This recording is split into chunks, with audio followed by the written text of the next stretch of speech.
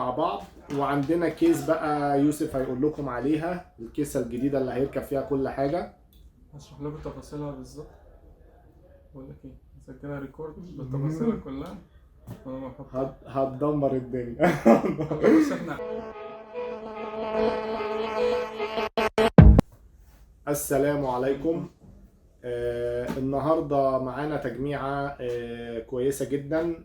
هنوريكم فيها تبريد سيمفوني 240 بتاع انتك.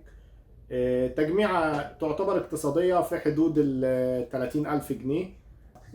بص احنا عملنا فيديو عن كل التجميعات، من ضمنهم ال 13900 كي وال 13700.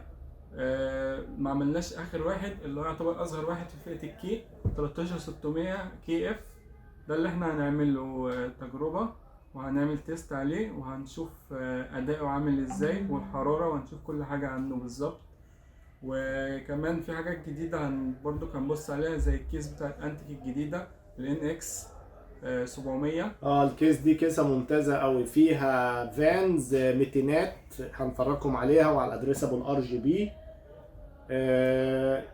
وهنشوف برضو الكولر ده هيبقى مناسب جدا مع الاي 5 ولا لا، وهنشوف برضو درجات الحرارة بتاعته وهنتست وكل حاجة. بالنسبة للكارت اللي عندنا، الكارت 1650 DDR6. الكارت ده يا جدعان مميز قوي من شركة MSI. الكارت ده DDR6، والكارت ده بياخد باور سبلاي 6 بن، يعني من الكروت كمان اللي هي القليلة قوي في الكروت ال 1650 اللي بتاخد 6 بن. تعالوا يلا نتفرج على التركيب مع بعض، ويهمنا برضك آرائكم. اللي محتاج يشوف حاجة معينة قولوا لنا في الاقتراحات بتاعتكم. في تجميعات كتير جاية هيبقى فيها الرايزون الجديد، وهيبقى في تجميعات كتيرة يعني. فبرضك لو في اي مقترحات انتوا عايزينها ممكن برضك تبعتوها لنا في الكومنتات، نقدر ان احنا نوصل لكم كل اللي انتوا عايزينه والحاجات اللي انتوا عايزين تتفرجوا عليها. يلا بينا نبدأ تجميع ونتفرج على الكيس الجديدة الانتك ال NX 700. يلا بينا نبدأ تجميع.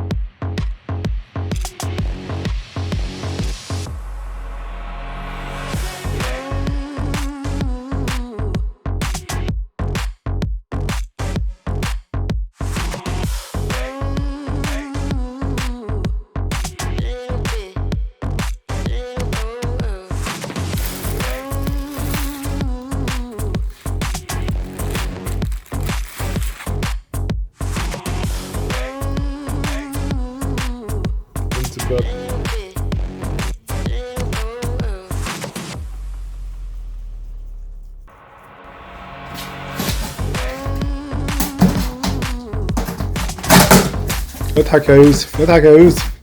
ايوه اضحك يا يوسف. الكيس الانتك